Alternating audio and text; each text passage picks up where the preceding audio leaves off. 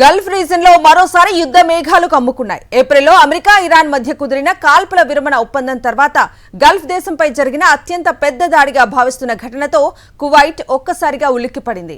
Kuwait అంతర్జాతీయ విమానాశ్రయంలో భారీగా మంటలు చెలరేగిన వీడియోలను ది న్యూయార్క్ టైమ్స్ సైతం ధృవీకరించింది.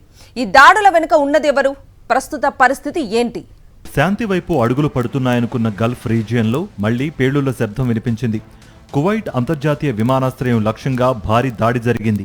ఈ దాడి తీవ్రతకు ఎయిర్పోర్ట్ ప్రాంగణంలో పెద్ద ఎత్తున మంటలు ఎగిసిపడ్డాయి. దట్టమైన పొగలు అలుముకోవడంతో ప్రయాణికులు ప్రాణభయంతో పరుగులు తీశారు.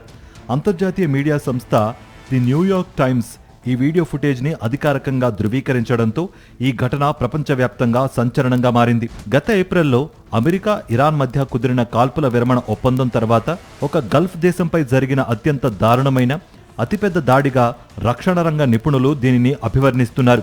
ఈ దాడితో కువైట్ ఎయిర్పోర్ట్లోని పలు ప్రాంతాలు దెబ్బతిన్నాయి.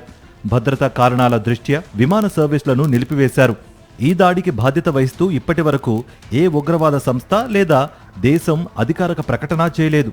అయితే సీజ్ ఫైర్ ఒప్పందాన్ని దెబ్బతీసేందుకే వ్యూహాత్మకంగా కువైట్ను లక్ష్యంగా చేసుకున్నట్లు తెలుస్తోంది. విమానాశ్రయం చుట్టూ భారీ భద్రతను ఏర్పాటు చేశారు. ఈ ఘటనపై అటు అమెరికా ఇటు గల్ఫ్ కూటమి దేశాలు తీవ్ర దిగ్భ్రాంతిని వ్యక్తం చేశాయి. కాల్పుల విరమణ ఒప్పందంతో గల్ఫ్లో శాంతి నెలకొంటుందని భావించిన తరుణంలో జరిగిన ఈ దాడి పశ్చిమాసియాలో మళ్లీ ఉద్రిక్తతలను రాజేసింది. ఈ దాడి వెనుక ఎవరి హస్తం ఉందనే కోణంలో కువైట్ ఇంటెలిజెన్స్ సంస్థలు దర్యాప్తును ముమ్మరం చేశాయి.